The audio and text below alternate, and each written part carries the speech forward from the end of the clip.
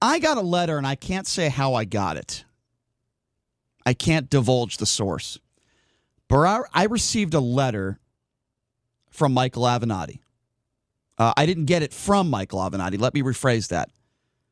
I received a letter from a source, not Michael Avenatti, but it is a letter that Michael Avenatti wrote. Does that make sense? Did I word that correctly? So Michael Avenatti drafted the letter. But I did not receive it from him. And Michael Avenatti I got my hands on this letter. Gave it to somebody else, and that person gave it to you. I don't know who he gave it to. Okay. I don't have that information. Okay. All I know is I received this letter from a source, but it is a written letter that Michael Avenatti wrote to Jeffrey Toobin. Now, they're having some legal issues, the two of them, because Michael's not happy at the book that Jeffrey wrote in a chapter of it about Michael Avenatti. So I want you to read this letter because I read it, and it is hilarious. The wording that Michael Avenatti used in this open letter to Jeffrey Toobin. Obviously, this letter was written, I would imagine, within the last 24 hours. So, JD, are you ready for this? There's a lot of puns in here. Oh, I'm extremely ready for this. It's very funny. Yeah. Now, keep in mind, he has some legal stuff going on with Jeffrey Toobin, and I got this from a source. I can't say who, but this is Michael Avenatti's words. Dear Jeffrey,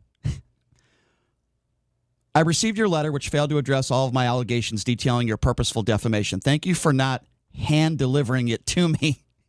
You have no idea how much this is appreciated.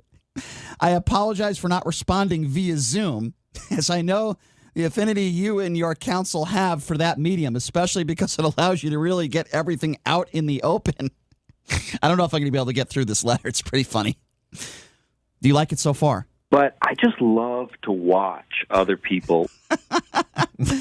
I trust. I do. I enjoy it so far. Yeah, it's good. Okay, let me go on here. This is very funny. Again, this is in Michael Avenatti's own words. I trust you have had your hands full lately. Even though you have not argued a case or even a motion as a lawyer in almost 30 years and have little to no real experience or knowledge of the law, I am confident you have continued role-playing. You always have been a master debater. In any event, there is no question that the climactic moment of your career is you becoming the most famous lawyer in the United States. You even have a verb named after you. Urban Dictionary cannot be far behind. That's exactly right. But I can honestly say I am not the least bit jealous. You did you. You always stroked your own ego and beat to your own drum. And now, as part of your crowning act of lunacy, you are reaping the results of hanging it all out there for years. Rest assured, I know that the analyst's opinion on your current situation will give you the same degree of fairness and accuracy you have given others on CNN. They will not revel in your challenges any more than you have taken joy in the problems and downfalls of others.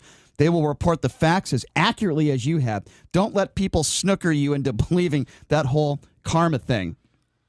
I will, however, proceed with the filing of my defamation case against you in the coming weeks. You will finally get to see the inside of a courtroom. Will you accept service of the complaint via any means other than Zoom? Yours truly, Michael Avenatti.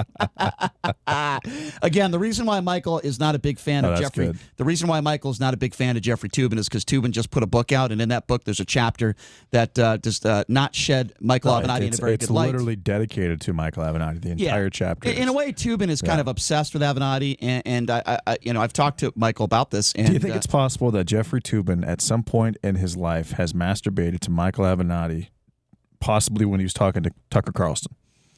I don't know.